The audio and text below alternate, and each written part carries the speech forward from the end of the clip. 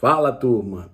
Quando a gente fala de desapropriação, a gente fala de um bem, né, que o município, o Estado, a União, o Distrito Federal tem a necessidade, né, e ele vai buscar aonde? No particular. É o bem do particular que vai ser alvo da desapropriação. Pode ser um bem público? Pode. A gente vai em outro vídeo, inclusive, discutir isso. A desapropriação de bens públicos. Mas hoje a gente vai aqui nos determos a situação da desapropriação, né, que se dá aí com alvo ao bem particular. Então, o município, por exemplo, ele desapropria para construir uma creche. Então, o fundamento da desapropriação, seja por necessidade pública ou por utilidade pública, é para construir uma creche. Muito bem. Desapropriou lá para construir essa creche. A gente sabe que a ação de desapropriação, decreto, né, ele caduca em até 5 anos, então eu tenho até 5 anos para promover a desapropriação, nesse caso de necessidade pública ou utilidade pública.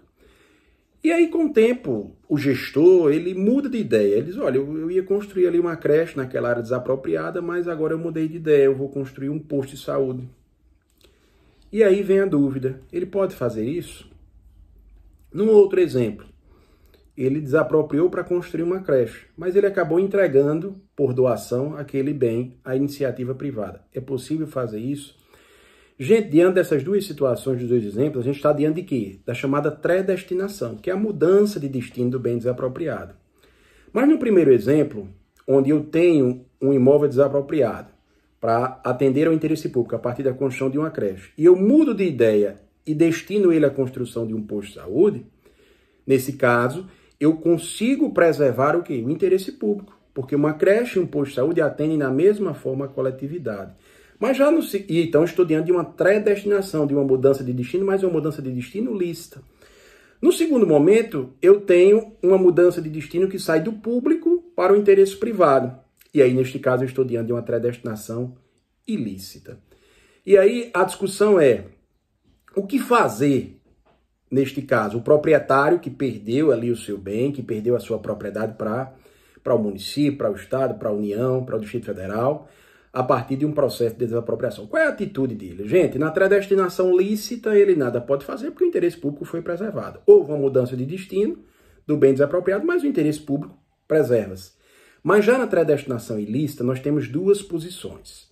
Se você for analisar lá o artigo 519 do nosso Código Civil Brasileiro, ele, nesta situação, ele dá margem para que você, por exemplo, vá em busca pelo valor atual do seu bem, né, para que você vá em busca dele, para que você busque reavê-lo, para que você reivindique aquele bem, né, para que você busque a retrocessão daquele bem.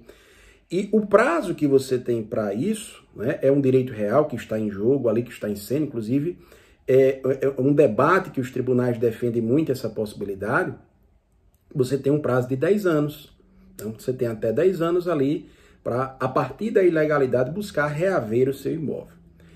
Numa outra visão, a gente entende, e aí o direito administrativo, inclusive o Decreto-Lei 3365/41, em seu artigo 35, ele entende, e assim eu também entendo, que neste caso a gente tem que resolver isso com o entendimento que estamos diante agora de um direito pessoal. Porque uma vez que esse bem foi desapropriado, ele passou a incorporar-se ao poder público, ele passou a incorporar-se ao bem público, ele agora é um bem público, ele se desgarra do proprietário anterior, ele se desvincula. A gente sabe, a gente estuda, a gente entende que a desapropriação é uma forma originária de aquisição de propriedade. Ou seja, não há mais qualquer vínculo, não há mais qualquer relação, ela não vem com qualquer amarra, com qualquer ônus, com qualquer embaraço da relação anterior. Aquela relação não existe mais. O que agora é um bem que é público. E, portanto, gente, esse proprietário, nesse entendimento, não teria o direito de reivindicação, não teria o direito de buscar reaver esse bem. E aí se resolveria isso em perdas e danos. E como é que a gente calcularia, professor, essas perdas e danos? A gente calcularia pegando o valor atual do bem e subtraindo do valor que foi lá na época desapropriado. Então, um exemplo, se hoje o bem vale 3 milhões e na época foi desapropriado por 1,5 milhão, eu faço aí a diferença, 3 menos 1,5, você receberia 1,5 milhão a título de perdas e danos. E que prazo eu teria para buscar esse direito pessoal, professor? Para resolver em perdas e danos essa situação? Um prazo de 5 anos. E da mesma forma, contando a partir de quê? Contando a partir da ilegalidade. Então fica a dica importante, já caiu bastante essa questão em provas da OAB, em provas de concurso, que é a predestinação. A predestinação ilícita gera direito à retrocessão. A predestinação ilícita eu posso resolver, entendendo que é um direito real, num prazo de até 10 anos, buscar reivindicar. Com base em quê? No artigo 519 do Código Civil.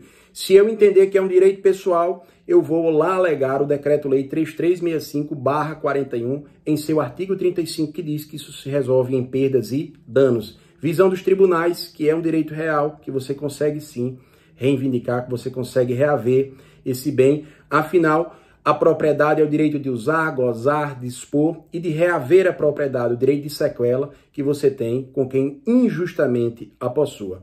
Gente, um grande abraço a todos, fiquem em paz, deixa seu like aí se gostou, compartilha o vídeo, né? Publica aí os nossos vídeos nos seus grupos para que outras pessoas também tenham acesso a essas informações. Fiquem em paz.